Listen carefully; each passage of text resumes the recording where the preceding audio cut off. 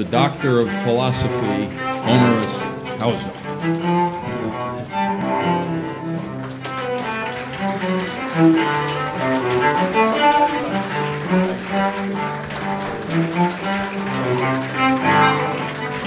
Today, as you know, marks the triumphant return of one of the leading architects of this university, not the architect of the building, but an architect of the deep intellectual interiors that make CEU the great university that we know and love today. Why have we chosen at CEU to discuss higher education on the day we honor Yehuda Elkana?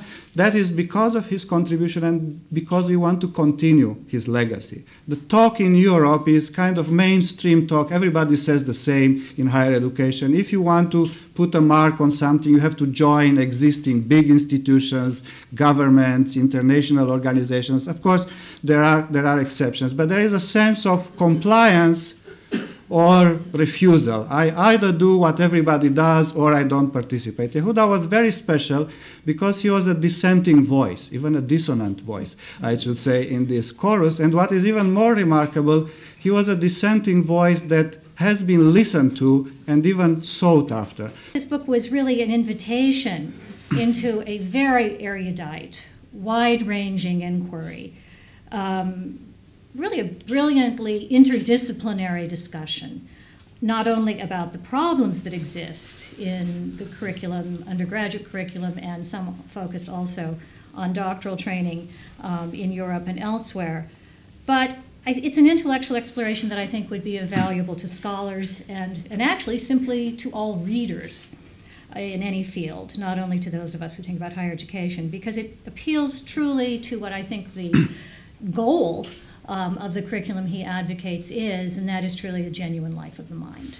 This is not a typical book about higher education. It's actually a book which talks about the university as part of a larger effort at the construction or the reconstruction of knowledge. Or in other words, it's really a return to the idea of higher education as primarily a culture-forming institution. What you say, what you do is that you show that simple suggestions on behalf of learning and creating a better world can be rooted in intellectual depth and intellectual complexity. In that way, I think this book is a model of yourself, and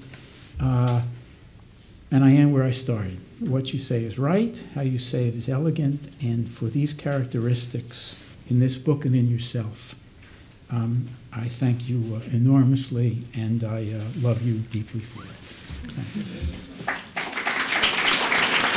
you. In the last few years, this became infinitely stronger, that it's the task of the university to develop a systematic cultural atmosphere which breeds systematically through all its courses and all its culture and whatever it is doing, a culture of fairness, of social justice, something which fights the present inequality. This is a political statement, but let's not forget that the opposite of it, which is being taught in most of our universities, which is neoliberal economics and social science and political science and psychology, and you name it, it's also politics. This is not suddenly becoming political while what is present is non-political. What is present is at least as political as it is. But it's certainly what we once believed, that this kind of neoliberal teaching in economics, in political science, in all these areas, will lead, some believed, some didn't, but at least many did, will lead to a fair society, will lead to equality, will lead to a democracy, is clearly becoming a sheer nonsense in our faces. Enough only to mention one of my pet subjects, being ignorant enough in economics, I always dare to use economics as an example. The typical case in economics. Most of our universities don't teach the crisis and still stick to theories according to which at least 3 of the central topics are somehow either said clearly or hinted at. Namely, that if we continue with our mainstream classical economic theories and we teach it, then we will get a result whereby the GDP of a country is meaningful enough, because if a country on the average gets richer, the richness will trickle down and the poor will get also richer. We now know it's simply not true. It's just false. The second presupposition, which still is being bred into us, is that the market will try to become into an equilibrium state, which is also not true. And the third is that a laissez-faire, really free neoliberal market economy will support democracy. We are more and more realizing that the market can live wonderfully well for a long time, maybe not forever, but for a long time with all kinds of regimes, with dictatorships, with all kinds of regimes. So to continue to teach these kind of things in all these areas is fundamentally immoral.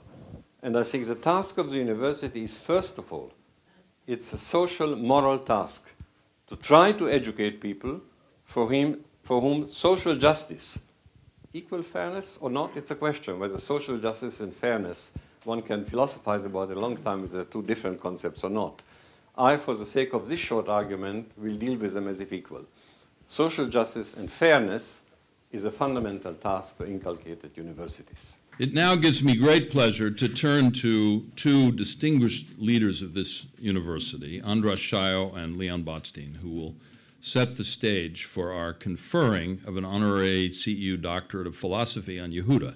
Honorary doctorates are often awarded for lifetime academic leadership achievement. And after all, Yehuda shaped this honorable institution in his image, in interaction with colleagues, students, and staff. However, once again, I think he is not simply honored for the great service he rendered to our community as leader and manager, although I am afraid that as a manager, he enjoyed that role less than just the leadership part. The way Yehuda shaped this university reflects the deepest and most original part of his innovative thinking.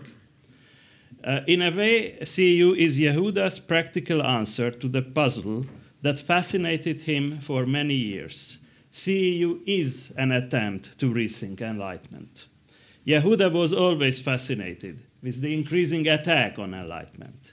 At least I understand his actions and intuitions at the CEU and in other important academic settings, in Israel, at the Wissenschaftskolleg, and now even at the European Union level, to be elements of this rethinking. So what is it that makes the development of both knowledge and a sense of ethical conscience connect with a sense of the aesthetic? I think it is coming so close to the deprivation and the suffering and the loss of life, also sparked in Yehuda not only optimism, but a genuine appreciation for the moments of beauty that are ephemeral, can't be institutionalized, that resist it.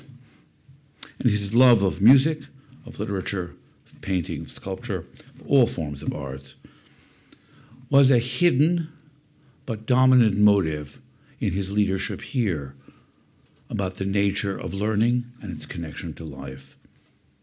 So I think we honor Yehuda today, not only for his achievements as a scholar, as an educator, as an institutional leader, but also as a conscience of a tradition of learning in the hope that its institutionalization here, particularly today in Hungary and in Europe, can function in a way it did not function in the past, as a bulwark against barbarism, against our worst selves.